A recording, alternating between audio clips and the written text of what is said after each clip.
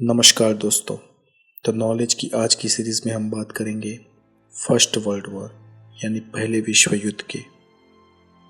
पहले विश्व युद्ध को द ग्रेट वॉर भी कहा जाता है। इसे द ग्रेट वॉर इसलिए कहते हैं क्योंकि जब ये युद्ध हुआ उससे पहले इतना बड़ा युद्ध कभी नहीं हुआ था। इससे विश्व के लगभग तमाम देश इफेक्टेड थे। करोड़ों की संख्या में लोग मरे थे और अरबों का नुकसान हो चुका था। और क्योंकि ये पहला विश्व युद्ध था, दूसरा विश्व युद्ध अभी तक नहीं हुआ था। तब ये भी पता नहीं था कि दूसरा विश्व युद्ध होगा। इसलिए पहले विश्व युद्ध ऐसा नाम देने का कोई मतलब ही नहीं था। इसलिए उस टाइम उसको द ग्रेट वॉर कहा गया। बाद में जब दूसरा विश्व युद्ध हुआ तो द ग्रेट वॉर का नाम फर्स्ट वर्ल्ड वॉर रख दिया गया। पहला विश्व युद्ध 28 जुलाई 1914 में शुरू हुआ और 11 नवंबर 1918 में समाप्त हुआ। इसमें लगभग 1,70,00,000 से भी ज़्यादा लोग मारे गए और 2 करोड़ से भी ज़्यादा लोग घायल हुए। लेकिन प्रश्न ये उठता है कि आखिर पहला विश्व युद्ध हुआ क्यों? इसके पीछे कई कारण थे दोस्तों। हम एक एक करके वो सब कारण को जानेंगे और पहले विश्व युद्ध की शुरुआत से अंत तक हर एक बात, हर एक घटना इस सीरीज में आपके सामने प्रस्तुत करेंगे। तो आइए जानते हैं फर्स्ट वर्ल्ड वॉर। पहले विश्व युद्ध को अंजाम देने वाली कुछ घटनाएं पहले विश्व युद्ध के कुछ समय पहले घटी। हमें पहले विश्व युद्ध को विस्तार से समझने के लिए इतिहास के कुछ पन्नों को खोजना होगा। तो बात की शुरुआत होती है ऑस्ट्रिया हंगेरी से। ऑस्ट्रिया और हंगेरी ये दोनों देशों का नाम मैं एक साथ इसलिए ले रहा हूँ क्योंकि सन 1867 में ये दोनों देश एक दूसरे में विलय होकर एक राष्ट्र बन चुके थे और मूल ऑस्ट्रिया के फ्रांसिस जोसेफ इस महान राज्य के सम्राट थे और उनके वारिस फ्रांस कार्डिनाल इस राज्य के राजकुमार थे। तो बात है 28 जून 1914 की। रविवार का दिन था। ऑस्ट्रिया हंगेरी राज्य के सम्राट फ्रांसिस जोसेफ के वारिस और इस राज्य के राजकुमार फ्रांस कार्डिनाल की आयु उस समय 50 वर्ष थी। 28 जून 1914 के इस रविवार फ्रांस कार्डिनाल और उनकी पत्नी सोफी साराएवो शहर जाने के लिए रवाना हुए। आज लगभग 100 साल बाद इस राज्य और उसके वारिस के नाम भले ही हमें अनजान लगे, लेकिन अगर इतिहास की दौर पकड़कर हम 100 साल पीछे चले जाएं, तो ये सब नाम हमारे सामने आना लाजमी है। तो आइए जानते हैं साराएवो क्या है। साराएवो दरअसल बोस्निया हर्जेगोविना नाम के लगभग 51,000 स्क्वायर किलोमीटर के विस्तार वाले देश का पाटनगर था। जैसे कि मैंने आपको पहले बताया कि सन 1867 में ऑस्ट्रिया और हंगेरी दोनों अलग अलग राज्य एक होकर एक देश बने। तो ऑस्ट्रिया हंगेरी के सम्राट फ्रांसिस जोसेफ ने 1908 में बोस्निया हर्जेगोविना नाम के इस लगभग 51,000 स्क्वायर किलोमीटर वाले राज्य को जीत लिया। तो अब कायदे से बोस्निया हर्जेगोविना ऑस्ट्रिया हंगेरी नाम के राज्य की सत्ता में आते थे और इस पूरी भूमि के राजा थे फ्रांसिस जोसेफ। और साराएवो शहर जो बोस्निया हर्जेगोविना राज्य का पाटनगर था, अब वो ऑस्ट्रिया हंगेरी राज्य की जागीर है। तो इस पूरे एम्पायर के एकमात्र राजकुमार फ्रांस कार्डिनाल अपने ही राज्य के, बल्कि यूँ कहिए कि अपने जीते हुए राज्य के एक शहर साराएवो जाने के लिए निकले। दरअसल राजकुमार के साराएवो जाने से पहले उनके राज्य के गुप्तचरों ने उन्हें वहां न जाने की चेतावनी दी थी। तो अब सवाल ये उठता है कि गुप्तचरों ने उन्हें उनके ही राज्य की मुलाकात लेने से क्यों रोका। तो बात साफ है दोस्तों।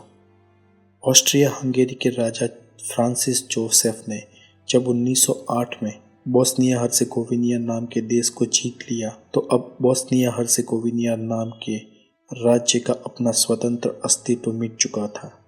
वो पूरा का पूरा देश अब किसी और देश का गुलाम था। इस बात से नाखुश वहाँ के कई लोग क्रांतिकारी बन चुके थे। साराएवो में इस क्रांतिकारियों ने अपना एक संगठन भी बनाया था जिसका नाम था ब्लैक हैंड। ये क्रांतिकारी फ्रांसिस जोसेफ के सामने आमने सामने की लड़ाई तो नहीं लड़ सकते थे, क्योंकि फ्रांसिस जोसेफ की सत्ता को ललकारने की उनमें हिम्मत नहीं थी। लेकिन ये क्रांतिकारी किसी तक की तलाश में थे और राजकुमार का साराएवो जाना उनके लिए ये बहुत बड़ी तक थी। तो इस प्रकार फ्रांसिस जोसेफ के वारिस और पूरे राज्य के राजकुमार की जान को सरायवो में क्रांतिकारियों से खतरा था। जब राजकुमार को उनके गुप्तचरों द्वारा ये चेतावनी दी गई कि वहां मत जाइए, तो उन्होंने उनकी बात ये कहकर टाल दी कि मेरी जान तो हमेशा खतरे में रहती है, हमें ईश्वर पे भरोसा करना चाहिए। दरअसल आगे भी 3 बार राजकुमार को मारने के विफल प्रयास हो चुके थे। तीनों बार उनका बचाव हुआ था। शायद इन घटनाओं ने उन्हें नसीब में मानने वालों में से एक बना लिया था। तो इस 50 साल के राजकुमार ने अगर अपने गुप्तचरों की बात मानकर सरायवो जाने का निर्णय न लिया होता, तो आज हम दुनिया जैसी देख रहे हैं शायद वैसी न होती। पहले विश्व युद्ध ने पूरी दुनिया के भौगोलिक, सामाजिक, राजकीय और आर्थिक हर पहलू को बदल दिया है। पहले विश्व युद्ध में और उसके बाद भी कई ऐसी घटनाएं घटी जिसने आज की दुनिया को जन्म दिया। तो लगभग 100 साल पहले हुआ विश्व युद्ध पूरे विश्व को बदलने वाला एक गेम चेंजर बना। तो इस तरह राजकुमार अपने गुप्तचरों की बात न मानकर ऐसे तंग वातावरण में सरायवो शहर अपनी पत्नी को लेकर पहुंचे। दिन था 28 जून 1914, रविवार का दिन था। सरायवो में एक शाही ट्रेन रुकी जिसमें से ये दोनों दंपति बाहर निकले। सुबह के लगभग 9:45 बज चुके थे। वहां के प्रांतीय गवर्नर ने इन दोनों दंपति के स्वागत का बहुत बड़ा आयोजन किया था। रेलवे स्टेशन पे स्वागत की इस औपचारिकता को खत्म कर लगभग 6 मोटर कार इस शाही दंपति को लेकर सरायवो के टाउन हॉल की तरफ चल पड़ी। टाउन हॉल में शहर के कई और बड़े लोगों ने इन दोनों दंपति के लिए विविध कार्यक्रम रखे थे। तो टाउन हॉल जाने वाले इन 6 मोटर कारों में कई मोटर कारें खुली छत वाली थी। राजकुमार और उनकी पत्नी सोफी, वे दोनों ही खुली छत वाली मोटर कार में बैठे हुए थे। कारों का काफिला आगे बढ़ा। रोड के एक तरफ बड़ी बड़ी बिल्डिंगें थी और एक तरफ कैनाल थी। कैनाल के आगे एक मोड़ था और मोड़ के पार एक पुल को क्रॉस करके आगे बढ़ना था। रेलवे स्टेशन से लेकर ये पूरे रोड पर बहुत सारे लोग इन दोनों दंपति को देखने के लिए आए थे और बहुत ही ज़्यादा भीड़ जमा हुई थी। इस भीड़ में कई क्रांतिकारी भी थे जो आज राजकुमार का काम तमाम करने के लिए वहां आए थे। आगे मोड़ आने की वजह से इन सारी मोटर कारों की गति धीमी हुई। इस तक का फायदा उठाते हुए उस भीड़ में शामिल एक क्रांतिकारी ने अपनी जेब से एक बॉम्ब निकाला और खुली छत वाली राजकुमार की मोटर कार पे फेंका। लेकिन इस बार भी देखिए दोस्तों क्या हुआ। बॉम्ब गाड़ी की बोनेट से टकराते हुए पीछे की ओर गिरा और बहुत बड़ा धमाका हुआ। बॉम्ब फूटते ही उस बॉम्ब फेंकने वाले शख्स ने अपनी जेब में से साइनाइड की गोली निकाली और खा ली और उसके बाद वो पुल से नीचे गिर गया। लेकिन जहर धीमा साबित हुआ और कैनाल में ज़्यादा पानी भी नहीं था। इस वजह से वो शख्स बच गया और उसको उसी समय गिरफ्तार कर लिया गया। इधर राजकुमार फ्रांस कार्डिनाल ने अपने ड्राइवर को मोटर रोकने का इशारा किया। वो मोटर में से उतरे। उन्होंने उतर कर पीछे देखा तो उनके पीछे की गाड़ी के 2 अफसरों को ईजा हुई थी और उनके पीछे करीब 10-12 लोग बहुत गंभीर रूप से घायल हुए थे। राजकुमार ने अपने साथ खड़े अफसरों को कहा कि उनको जल्द से जल्द हॉस्पिटल पहुंचाया जाए और कुछ समय के बाद राजकुमार अपने काफिले को लेकर टाउन हॉल की ओर आगे बढ़े। जब वो टाउन हॉल पहुंचे तो वो बहुत ही गुस्से में थे। उन्होंने वहां मौजूद नगर के कुछ अफसरों और अग्रणियों को कहा कि मैं यहाँ शुभेच्छा के लिए आया हूँ और मुझ पर यहाँ बॉम्ब फेंका जा रहा है। वहाँ पर होने वाले कार्यक्रमों में उनको कोई रुचि नहीं थी। उन्होंने बीच में ही कार्यक्रम स्थगित कर दिए और बम धमाके में हुए घायल लोगों की खबर पूछने के लिए खुद को और उनकी पत्नी को हॉस्पिटल ले जाने का आदेश दिया। दरअसल उनकी पत्नी सोफी बम धमाके से हुए हादसे की वजह से बहुत घबरा गई थी। वो अब अपने पति के साथ रहना चाहती थी, इसलिए फर्डिनांड के काफिले के साथ वो भी हॉस्पिटल जाकर इजाग्रस्तों को देखना चाहती थी। तो फर्डिनांड और उनकी पत्नी सारे कार्यक्रमों को स्थगित कर मिलिट्री हॉस्पिटल की तरफ बढ़े। उनके साथ अभी भी वही काफिला और वही मोटर कारें थी। इस बार राजकुमार और उनकी पत्नी तीसरे नंबर की खुली छत वाली मोटर कार में बैठे थे। टाउन हॉल से मिलिट्री हॉस्पिटल जाने का रास्ता वही था जहां से वो पहले आए थे। इस रास्ते पर अभी भी भीड़ मौजूद थी। इस भीड़ में अभी भी 6 सशस्त्र क्रांतिकारी भी मौजूद थे। कार्डिनाल की मोटर कार आती देख और जहां पर उनकी मोटर कार की गति धीमी हुई, उस तक का पूरा फायदा उठाते हुए उनमें से एक क्रांतिकारी गेवरिलो प्रिंसिप, जो उम्र 19 साल का था, उसने मौका देखते ही अपनी पिस्तौल निकाली और राजकुमार की गाड़ी की ओर बढ़ा और एक के ऊपर एक फायरिंग शुरू कर दी। उनमें से एक गोली राजकुमार फ्रांस कार्डिनाल के गले पे लगी और वो पीछे की ओर गिर पड़े। उनकी पत्नी सोफी को पेट में गोली लगी, लेकिन कुछ समय तक उनको गोली का अनुभव नहीं हुआ। कुछ समय बाद उनको संवेदना होने लगी और वो पति के पाँव में ही गिर पड़ी। इस बीच अचानक ड्राइवर ने गाड़ी रोकी और उसने फ्रांस कार्डिनाल के गले पर अपना रुमाल बांधा, लेकिन तब तक बहुत देर हो चुकी थी। अब फ्रांस कार्डिनाल और उनकी पत्नी सोफी दोनों की ही मृत्यु हो चुकी थी। दोनों मृतदेहों को लश्करी सलामी देने के बाद साराएवो से वियना भेजा गया। राजकुमार फ्रांस कार्डिनाल की हत्या का यह किस्सा बहुत ही ट्रेजिक था और बेशक इसकी असर पूरे यूरोप में होने वाली थी, लेकिन इसका महत्व इतना भी नहीं था कि वो पूरी दुनिया में ऐतिहासिक पलटवार कर दे। लेकिन फिर भी पिछले 100 सालों में हुए विश्व के परिवर्तन का कारण ये किस्सा बना। एक और नई बात इसके लिए कारण बनी। 28 जून 1914 को राजकुमार को मारने वाला 19 साल का शख्स गेवरिनो प्रिंसिप मूल सर्बिया का नागरिक था। प्रिंसिप साराएवो के क्रांतिकारियों के साथ था और उनके साथ रहकर इसने ये कदम उठाया था, लेकिन वो जिस राष्ट्र का नागरिक था, सर्बिया, वो ऑस्ट्रिया हंगेरी के दक्षिण में आता था और ऑस्ट्रिया हंगेरी तथा सर्बिया दुश्मन थे। इस घटना के बाद सर्बिया को पाठ सिखाने का तय हुआ। आश्चर्य की बात तो ये थी कि ऑस्ट्रिया हंगेरी के राजा फ्रांसिस जोसेफ, जो 83 साल के थे, उन्होंने कई दिनों के बाद कोई प्रतिभाव नहीं दिया। ऊपर से ये इस घटना को नियति मानकर भुलाते चले गए, लेकिन उनके विदेश प्रधान और उनके सेनापति ने सर्बिया को नज़र में रखा था। वे दोनों सर्बिया पे आक्रमण कर उसे जीत कर ऑस्ट्रिया हंगेरी राज्य में मिला देने का ये मौका नहीं चूकना चाहते थे। वृद्ध सम्राट को इन दोनों ने सर्बिया पर आक्रमण कर राजकुमार की हत्या का बदला लेने के लिए उकसाया। 23 जुलाई 1914 राजकुमार की हत्या के ठीक 25 दिन बाद ऑस्ट्रिया हंगेरी ने सर्बिया को 10 प्रस्ताव का अल्टीमेटम भेजा। उसमें से सर्बिया ने उनकी 8 बातों का स्वीकार किया और 2 बातों का अस्वीकार करने के लिए उन्होंने क्षमा मांगी, क्योंकि उन 2 बातों से उनके राजधर्म का भंग होता था। दरअसल ऑस्ट्रिया हंगेरी को यहीं पर बात खत्म कर देनी चाहिए थी, लेकिन उल्टा 3 दिन के बाद उन्होंने सर्बिया पर युद्ध की घोषणा कर दी।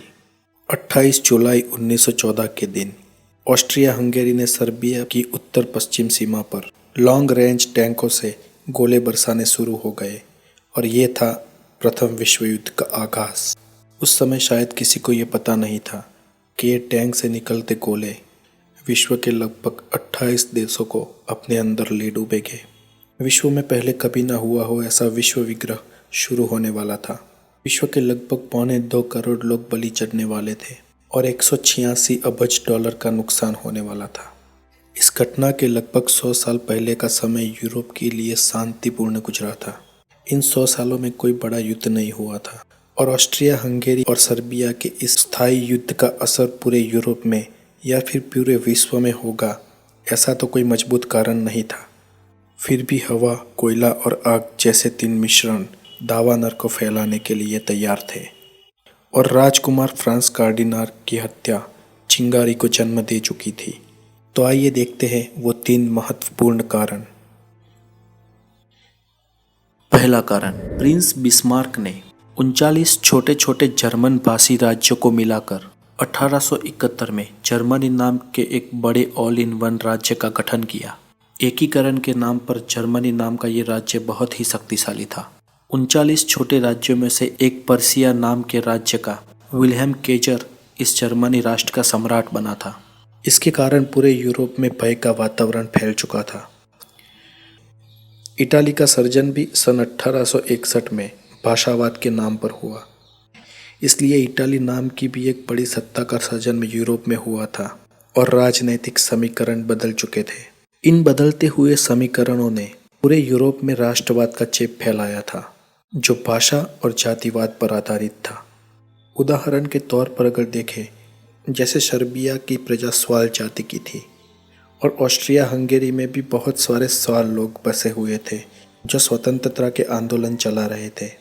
सबसे बलवान स्वाल देश रसिया इन आंदोलनकारियों को समर्थन था।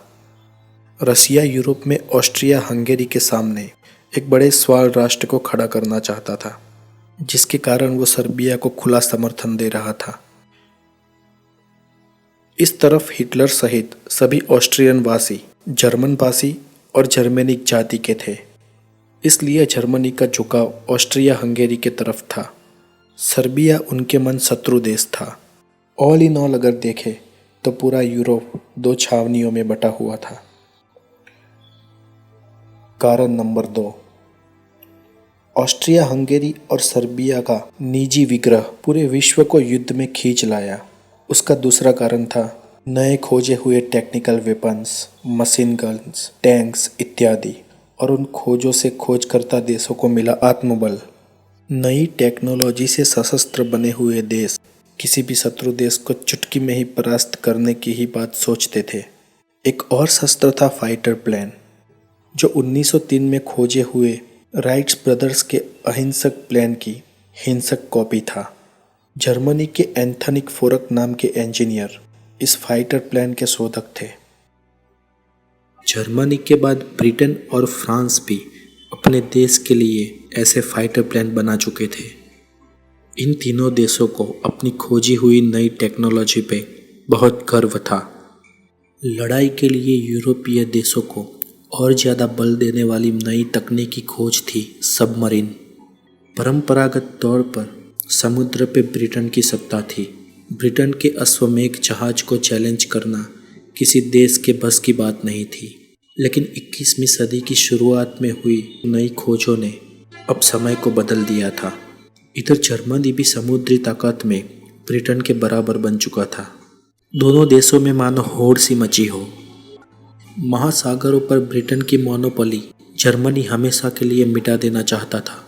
लड़ाई को और ज़्यादा तुल देने वाला और एक हथियार था मशीन गन। इसके पहले हुई लड़ाइयों में बोल्ट एक्शन राइफल का इस्तेमाल किया जाता था। तब एक एक ट्रिगर दबाने से एक एक बुलेट ही छूट सकती थी, लेकिन 1883 में हिराम मैक्सिम नाम के अमेरिकन ने पहली मशीन गन बनाई। तब से लेके 1914 तक उसमें काफ़ी सुधार हुए और मशीन गन की एकदम हाईटेक टेक्नोलॉजी उभर कर आई। ब्रिटेन और जर्मनी सहित उस समय 1 मिनट के 600 बुलेट दागने वाली 900 मीटर की रेंज वाली कई मशीन गनें थी। इस रैपिड फायर शस्त्र ने उनकी हिम्मत बढ़ा दी थी और अगर युद्ध की नौबत आई तो घड़ी भर भी सोचे बिना युद्ध में कूद पड़ने का उनमें साहस बढ़ा था। कारण नंबर 3, ऑस्ट्रिया हंगेरी और सर्बिया के स्थायी युद्ध को विश्व युद्ध का स्वरूप देने वाले राष्ट्रवाद और नई टेक्नोलॉजी के शस्त्र, ये 2 कारण तो थे ही। उनमें और एक तीसरा कारण था यूरोप के देशों की आपसी समझौती। जी हाँ, यूरोप के प्रत्येक देश ने एक दूसरे के साथ आपसी लश्करी समझौती की थी। मतलब अगर युद्ध की नौबत आए तो मित्र देश को उसके साथी मित्र देश को सहयोग करना था और उसके बचाव के लिए खुद युद्ध में जुट जाना था। ऊपर से इनमें से कई करार द्विपक्षीय थे। इन करार या समझौतों ने यूरोप के सब देशों को युद्ध करने का और ज़्यादा साहस दिया। जैसे मान लो कि कोई बड़े देश के सामने मतभेद होने से छोटा देश उससे युद्ध नहीं करेगा, लेकिन कई और बड़े मित्र देशों के साथ हुए करार के कारण उस छोटे देश को अपनी हिम्मत से ज़्यादा जोखिम खेलने का आत्मबल मिलेगा।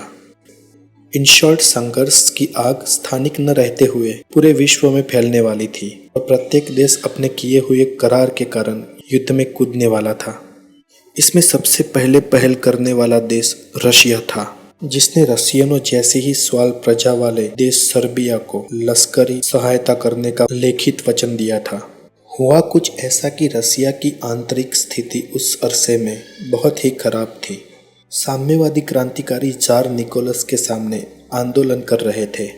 ये क्रांतिकारी देश में राजाशाही और सामंतशाही खत्म कर साम्यवाद लाना चाहते थे। खेत मजूर, कामदार, बेरोजगार सब इनमें शामिल थे। हिंसा बेकाबू होती जा रही थी। रशिया के जार निकोलस ने इन क्रांतिकारियों के नेता व्लादिमीर लेनिन को देश से निकाल दिया होने के बावजूद सत्ता उनके हाथों से सरकती हुई नजर आ रही थी। इसलिए निकोलस को लगा कि ऑस्ट्रिया हंगेरी के सामने के युद्ध में सर्बिया को मदद करने के लिए अगर रशियन सैनिक भेजे जाए तो रशियन देशवासियों का मन इन रोज रोज होने वाले युद्ध में लगा रहेगा और रसिया के आंगन में होने वाले इस आंदोलनों का अंत आ जाएगा। इसलिए उसने 30 जुलाई 1914 को सर्बिया की मदद के लिए रशियन लश्कर भेज दिया। रसिया के इस कदम ने जर्मनी के सम्राट केजर विल्हेम को परेशानी में डाल दिया, क्योंकि युद्ध की स्थिति में करार के अनुसार जर्मनी को ऑस्ट्रिया हंगेरी का साथ देना था और उसके लिए उसको रशिया जैसे देश के साथ लड़ना होगा, ऐसी कभी कल्पना नहीं की थी। दूसरे ही दिन जर्मनी ने रसिया को 24 घंटे में अपनी फौजी कार्यवाही समेट लेने का अल्टीमेटम भेजा और फ्रांस को 18 घंटे में अपनी तटस्थता जाहिर करने का फरमान भेज दिया। रसिया ने जर्मनी की इस मांग को ठुकरा दिया, इसलिए जर्मनी ने रसिया के साथ युद्ध डिक्लेयर कर दिया। फ्रांस ने जर्मनी की कोई परवाह न करते हुए कोई जवाब नहीं दिया, इसलिए रशिया के बाद फ्रांस की बारी थी। फिर भी ये युद्ध अभी विश्व युद्ध में परिवर्तित हो, ऐसे तो कोई लक्षण अभी तक दिखाई नहीं दे रहे थे, क्योंकि विश्व की बड़ी ताकतें अभी अखाड़े से दूर थी। इनमें ब्रिटेन तथा अमेरिका जैसे देश शामिल थे। वैसे यूरोप में चाहे कुछ भी हो, उससे अटलांटिक ओशन के उस पार बसे अमेरिका को कोई लेना देना नहीं था। यूरोप के साथ अमेरिका को कोई संबंध था तो सिर्फ इतना ही कि अमेरिका में बसे लोगों के दादा परदादा सदियों पहले यूरोप से अमेरिका आके बसे थे। बाकी खुद की ही राजकीय, सामाजिक और आर्थिक नीतियों से मतलब रखने वाला अमेरिका विश्व के राजकारण से अछूता था। इस तरफ 20वीं सदी की शुरुआत में दुनिया की सर्वोच्च महासत्ता ब्रिटेन था। ऑस्ट्रिया हंगेरी के राजकुमार की हत्या हुई, उसका और उससे ब्रिटेन का दूर दूर तक कोई लेना देना नहीं था। इसलिए ब्रिटेन के प्रधानमंत्री हर्बर्ट ठंडा कलेजा लिए बैठे हुए थे। और अगर ब्रिटेन लड़े भी तो किसके साथ लड़े? जर्मनी उसका दुश्मन नहीं था, दोनों के बीच मैत्री करार थे।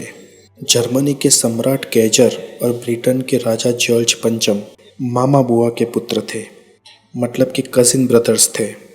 अगर लड़ाई के सारे मोर्चे भी खुल जाए फिर भी ब्रिटेन ने अपनी तटस्थ नीति को पकड़े रहने की ठान ली थी। इसलिए जब जर्मनी ने फ्रांस को अपनी तटस्थता जाहिर करने का अल्टीमेटम भेजा, उसके दूसरे दिन तो ब्रिटेन के प्रधानमंत्री छुट्टी पर जाने वाले थे। लेकिन अचानक ब्रिटेन में बसे फ्रांस के राजदूत ने ब्रिटेन के प्रधानमंत्री के साथ अर्जेंट मीटिंग का न्योता भेजा, इसलिए प्रधानमंत्री को लंदन में ही रहना पड़ा। दूसरे दिन दोनों मिले। फ्रांस के राजदूत ने ब्रिटेन के वडाप्रधान से प्रस्ताव रखा कि हमारी सरकार यह चाहती है कि अगर जर्मनी फ्रांस पे कभी हमला करे तो आप हमारा सहयोग करें और ब्रिटिश फौज फ्रांस के सहयोग के लिए भेजिए। इस विषय पर हम आपकी राय जानना चाहते हैं। हर्बर्ट ने साफ शब्दों में मना कर दिया। उन्होंने कहा कि मुझे खेद है, लेकिन मैं अपना सैन्य फ्रांस में नहीं भेज सकता हूँ।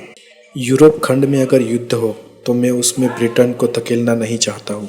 अगर मैं आपको अभी हाँ कह दूँ तो आज शाम तक मेरी सरकार गिर पड़ेगी। और वैसे भी आप फ्रांस को अभी तक जर्मनी के साथ कहाँ मतभेद हुए हैं? ब्रिटेन के वडाप्रधान ने सही ही कहा था।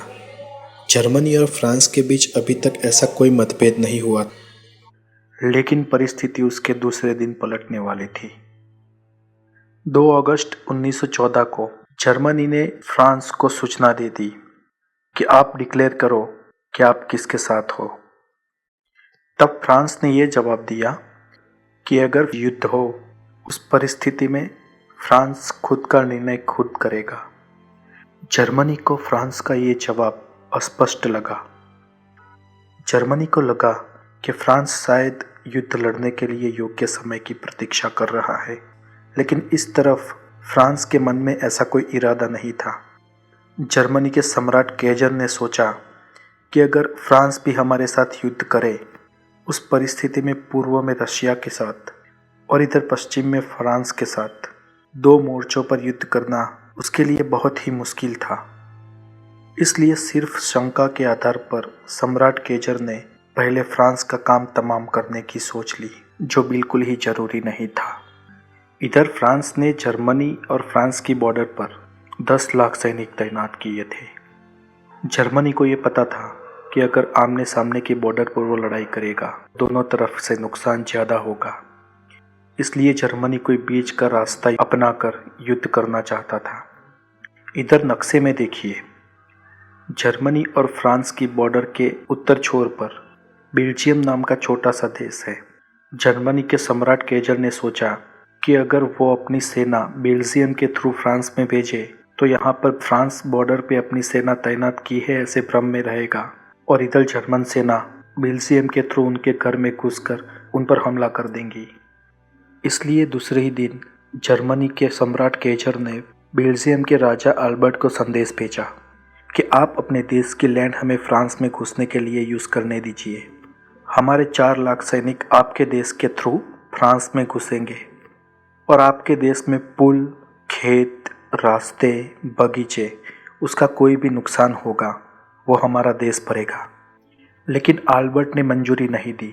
बेल्जियम के राजा अल्बर्ट ने यह सोचा कि जर्मनी के पास 45 लाख का सैन्य है और उसमें से जर्मनी चाहता है कि 4 लाख सैनिक बेल्जियम के थ्रू फ्रांस में घुसेंगे। लेकिन इधर बेल्जियम में मतलब उनके खुद के पास सिर्फ 1,17,000 का सैन्य था। इस परिस्थिति में अगर जर्मनी चाहे तो बेल्जियम को भी हथिया सकता था। इस डर के कारण उन्होंने मंजूरी देने से मना कर दिया और तुरंत ही 3 अगस्त 1914 के दिन ब्रिटेन के राजा जॉर्ज पंचम से सहायता मांगी। बेल्जियम के राजा ने ब्रिटेन के पास सहायता इसलिए मांगी क्योंकि सन 1839 में ब्रिटेन की और बेल्जियम की सैन्य समझौती हुई थी कि कभी अगर ऐसी परिस्थिति उपस्थित हो कि बेल्जियम को किसी देश से खतरा हो तो ब्रिटेन उसकी सहायता करेगा। लेकिन अगर लगभग 150 साल पुरानी इस समझौती को ब्रिटेन ने आउटडेटेड बताकर उसकी सहायता नहीं की होती तो राई का पहाड़ ना होता और पहाड़ का शायद पहला विश्व युद्ध ना होता। क्योंकि अगर बेल्जियम के आर पार होकर जर्मनी फ्रांस में घुस भी गया होता तो उसके 45 लाख सैन्य को भी फ्रांस पहुंच सके उतनी उसमें क्षमता थी।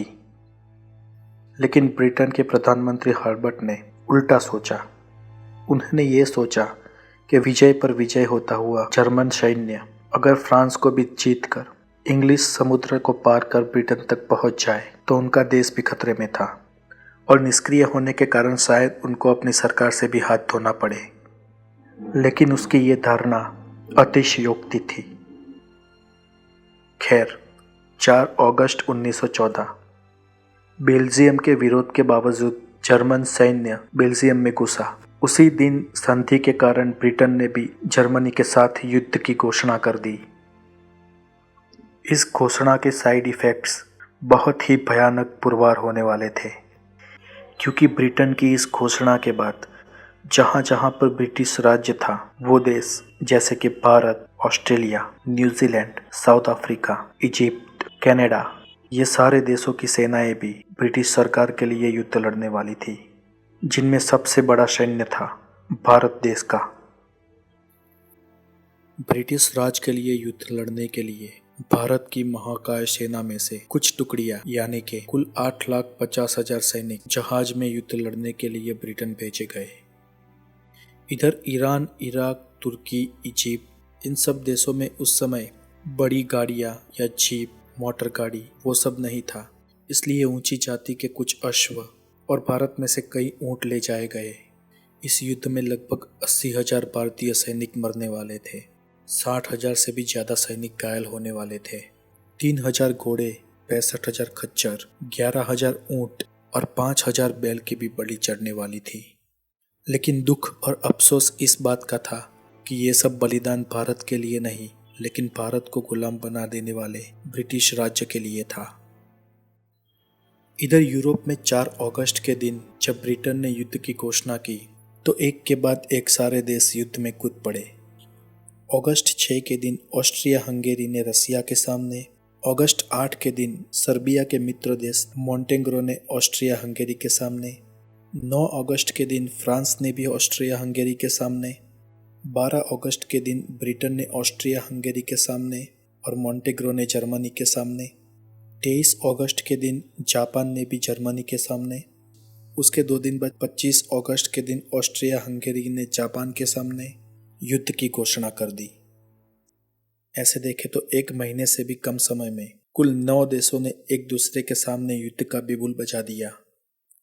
और अगर ब्रिटिश राज्य के भारत, ऑस्ट्रेलिया, न्यूजीलैंड, कनाडा जैसे देश गिने जाए तो कुल 28 देश युद्ध में कूद पड़े। इनमें से गौर करने वाला देश था अमेरिका। अमेरिका को यूरोपियन देश से या उनमें होने वाले युद्ध से कुछ लेना देना नहीं था। फिर भी कुछ विचित्र कारण बने जिनके लिए अमेरिका की भी युद्ध में शामिलियत हो गई।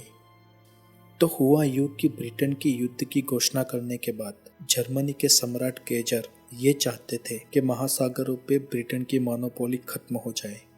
इसलिए सम्राट केजर ने अपने देश की सबमरीन को अटलांटिक ओशन में काम पे लगा दिया। जर्मनी की सबमरीन्स ब्रिटेन के मालवाहक जहाज, खाने पीने और साधन सामग्री को लाने ले जाने वाले जहाज तथा युद्ध जहाजों को टारगेट बनाना शुरू कर दिया। इतना ही नहीं, जर्मन सबमरीन्स ने ब्रिटेन के पैसेंजर जहाजों को भी नहीं छोड़ा।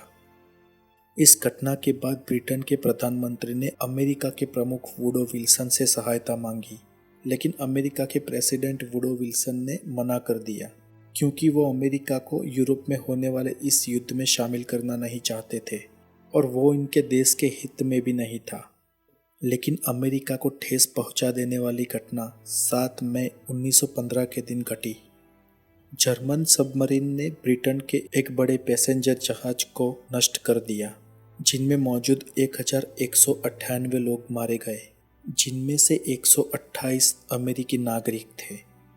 अमेरिका को युद्ध में कूद पड़ने का ये योग्य कारण था, लेकिन जर्मन सम्राट केजर ने अमेरिका से माफ़ी मांगी और अंधाधुंध छापेमारी कर जहाज को आगे टारगेट नहीं बनाया जाएगा ये प्रॉमिस किया।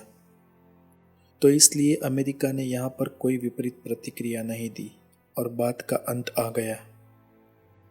यहाँ पर जर्मनी ने अमेरिका को दिए प्रॉमिस जो अंधाधुंध जहाजों पर छापेमारी नहीं होगी। इसका ये मतलब होता था कि जर्मनी पहले चेक करेगा कि उनमें अमेरिकी नागरिक तो नहीं है और उसके बाद हमला करेगा। इधर जर्मनी की ये नीति के कारण जर्मनी को ही मार पड़ी, क्योंकि जब जर्मनी ये पुष्टि करने की कोशिश करता था कि जहाज में अमेरिकी नागरिक है या नहीं, उससे पहले तो ब्रिटिश सैनिक जर्मनी पर ही हमला कर देते थे और इसके कारण जर्मनी की कई सारी सबमरीन्स डुबा दी गई और जर्मनी को अपने कई सारे युद्ध जहाज तथा सबमरीन्स का नुकसान हुआ। इधर इन नीति के कारण जर्मनी को बहुत ही नुकसान भुगतना पड़ रहा था। ब्रिटेन के समुद्र में नाकाबंदी करने वाला जर्मनी का प्लान फ्लॉप होता नजर आ रहा था। समुद्री युद्ध जीतने के लिए जर्मनी की नेवी को खुली छूट देने की जरूरत थी, लेकिन अगर जर्मनी खुली छूट दे और जर्मन सबमरीन फिर से अंधाधुंध फायरिंग करना शुरू कर दे तो उसमें अमेरिकी जहाजों को या अमेरिकी नागरिकों को भी मारे जाने की संभावना तो थी ही। और अगर इस बार भी अमेरिकी नागरिक मर गए तो अमेरिका शांत रहने वाला नहीं था।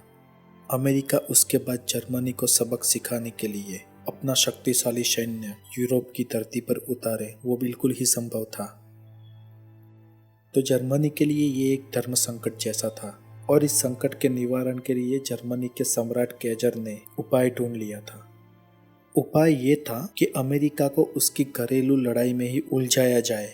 इसके लिए जर्मनी ने मैक्सिको को उकसाया। दरअसल California, Nevada, Utah, new Mexico और वार्मिंग राज्य के संपूर्ण प्रदेश असल में मैक्सिको के थे, जिनको 1848 में अमेरिका ने ले लिए थे। ये प्रदेश कुल लगभग 13 लाख स्क्वायर किलोमीटर का था। इस 13 लाख स्क्वायर किलोमीटर के प्रदेश को मैक्सिको को वापस दिलवाने का संदेश जर्मनी ने कोड वर्क में मैक्सिको को भेजा। इसमें मैक्सिको को करना इतना ही था कि सिर्फ अमेरिका के सामने युद्ध डिक्लेयर कर देना था और उसके बाद जर्मन सैन्य उसकी सहायता के लिए आ पहुंचने वाला था।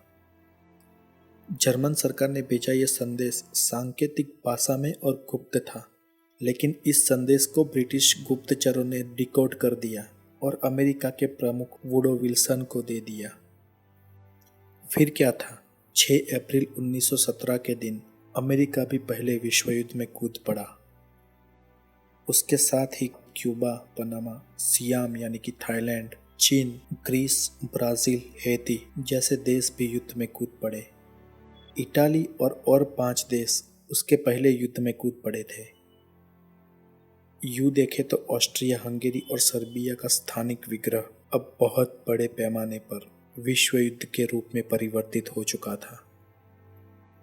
ये युद्ध 4 वर्ष, 4 महीने और 11 दिन चला, जिसमें करोड़ों लोग मारे गए, लाखों बेघर हुए, अरबों की संपत्ति का नुकसान हुआ। इस सब में हैरान करने वाली बात इतनी सी कि ऑस्ट्रिया हंगेरी के राजकुमार को मारी गई एक बुलेट जिसने इतनी बड़ी मात्रा में तबाही फैलाई।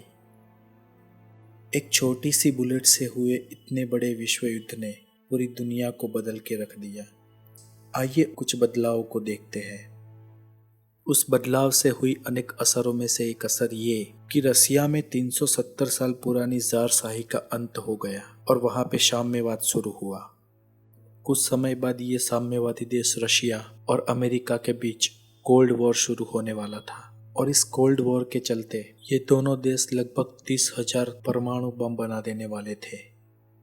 इस युद्ध के बाद जर्मनी के साथ कई अन्याय भी हुए जिसने दूसरे विश्व युद्ध को जन्म दिया।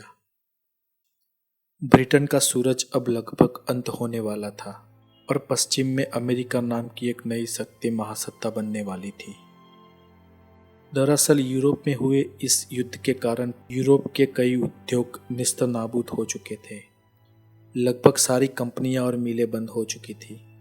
यूरोप में अब कुछ खुद पैदा करने की क्षमता नहीं थी, इसलिए यूरोप की मांग को पूरा करने के लिए अमेरिका में नए उद्योग का स्थापत्य शुरू हुआ और अमेरिका देश को कुछ ही सालों में पैसे वाला बना दिया। इस विश्व युद्ध ने कई देशों की भूगोल भी बदल के रख दी। ऑस्ट्रिया और हंगेरी नाम के अलग अलग 2 देशों की स्थापना हुई। मॉन्टेनेग्रो का कोई अस्तित्व न रहा। युगोस्लाविया नाम के एक तद्दन ही नए देश का जन्म हुआ। इस्तोनिया, लिथुआनिया, पोलैंड जैसे कई और देश जन्मे। इस विश्व युद्ध ने रोमानिया का भौगोलिक कद लगभग दुगना कर दिया। इस युद्ध के बाद देखिए जर्मनी के साथ क्या हुआ। युद्ध में जर्मनी का बहुत ही बुरी तरीके से पराजय हुआ, इसलिए केजर को अपने देश का लगभग बहुत बड़ा हिस्सा अपने आसपास वाले देशों को दे देना पड़ा। जर्मनी का लगभग 65,000 स्क्वायर किलोमीटर का विस्तार उसके आसपास के देशों ने बांट लिया। जर्मनी के रेलवे इंजन, टेक्नोलॉजी और सबमरीन्स ये सब फ्रांस और ब्रिटेन ने युद्ध में हुए नुकसान के नाम पर छीन लिए। ऊपर से 50 अरब डॉलर की पेनल्टी लगाई। ये जर्मनी के लिए बड़ा ही असह्य था। जर्मनी की प्रजा के लिए ये बहुत ही असंतोषजनक स्थिति थी, लेकिन उनमें प्रतिकार करने की क्षमता नहीं थी। प्रतिकार करे तो भी किसके सामने करे? उनका देश और उनकी सरकार घुटनों पर थे। यहाँ एक घटना का वर्णन करना आवश्यक है। प्रथम विश्व युद्ध में हुई एक आकस्मिक घटना ने आने वाले सालों में स्थिति को पलट दिया। घटना यूं थी कि एक ब्रिटिश सैनिक हेनरी टैंडी फ्रांस की उत्तर सीमा में जर्मनी के सामने युद्ध लड़ रहा था। लुइस टाइप की राइफल के साथ वो और उनके साथी कई घंटों से जर्मनी के सामने युद्ध लड़ रहे थे और उन्होंने जर्मन सैनिकों को पीछे हटने पर मजबूर कर दिया था। इन सब के बीच अचानक या यूं कहिए कि अकस्मात से एक जर्मन सैनिक टैंडी की राइफल लाइन में आ खड़ा हो गया। वो जर्मन सैनिक घायल था और उसने टैंडी के सामने राइफल तान रखी थी। हेनरी टैंडी ने उसको शूट करने की सोच बदल दी और उसने अपनी राइफल नीचे झुका दी और वो जर्मन सैनिक एक आर्टिफिशियल स्माइल के साथ वहां से दूर चला गया। कई सालों बाद हेनरी टैंडी को बहुत पछतावा हुआ। सन 1977 में हेनरी टैंडी का अवसान हुआ और तब तक वो पछता रहे थे क्योंकि टैंडी की राइफल का जो शिकार नहीं हुआ था वो जर्मन सैनिक था, एडोल्फ हिटलर। विधि का विधान देखिए दोस्तों, एक गोली छूटने से पहला विश्व युद्ध हुआ और दूसरी गोली न छूटने से दूसरा विश्व युद्ध हुआ। इतिहास हमेशा ऐसे ही बनता है। तो ये थी पहले विश्व युद्ध की कहानी। हम बहुत जल्द ही दूसरे विश्व युद्ध की कहानी आपके सामने प्रस्तुत करेंगे। अगर इस एपिसोड के ऊपर आपका कोई सुझाव हो या कोई टिप्पणी करना चाहते हो तो हमें ज़रूर कमेंट बॉक्स में लिखिए। और अगर आप आगे भी हमारे एपिसोड देखना चाहते हो तो हमारे चैनल को ज़रूर सब्सक्राइब कीजिएगा।